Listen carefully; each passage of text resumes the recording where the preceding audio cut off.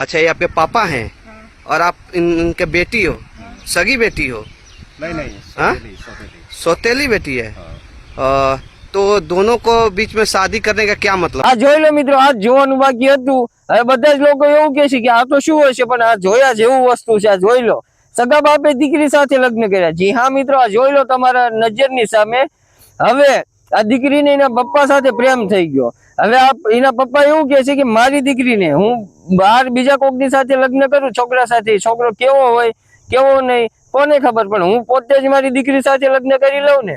તો એવું દિમાગ લગાડીને આ તેના પપ્પાએ છોકરી સાથે લગ્ન કરી લીધા છે. હવે આ વિડીયોને છે ને શેર કરવાનો છે, કારણ કે ઘણા સમયથી હું યુટ્યુબ ચેનલ ઉપર આવા વિડીયો અપલોડ કરતો નહોતો, અને હું જ્યાં વધારે ફેસબુકમાં એક્ટિવ રહેતો હતો એટલા માટે વિડીયો નહોતો અપલોડ કરતો.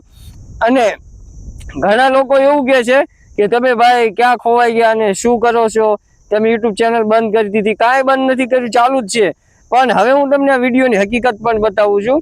હવે આ છોકરીનો બાપ કેવો છે, એની દીકરી સાથે પ્રેમ કર્યો, સગા બાપ સાથે બોલો છોકરીએ લગ્ન કર્યા. હવે મિત્રો આ વિડીયો છે ને એ જાણી જોઈને બનાવવામાં આવ્યો છે.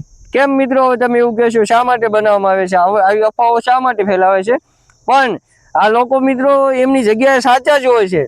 આ વિડીયો બનાવેલો હોય છે, ડિસ્ક્લેમર પણ લગાડેલી હોય છે આ લોકોએ, અને ડિસ્ક્લેમરમાં ચોખ્ખું લખેલું હોય કે આવા પ્રકારનું ગમે ત્યાં થતું હોય તો તમે અમને વાત કરો, અમે વિડીયો પણ બનાવશું.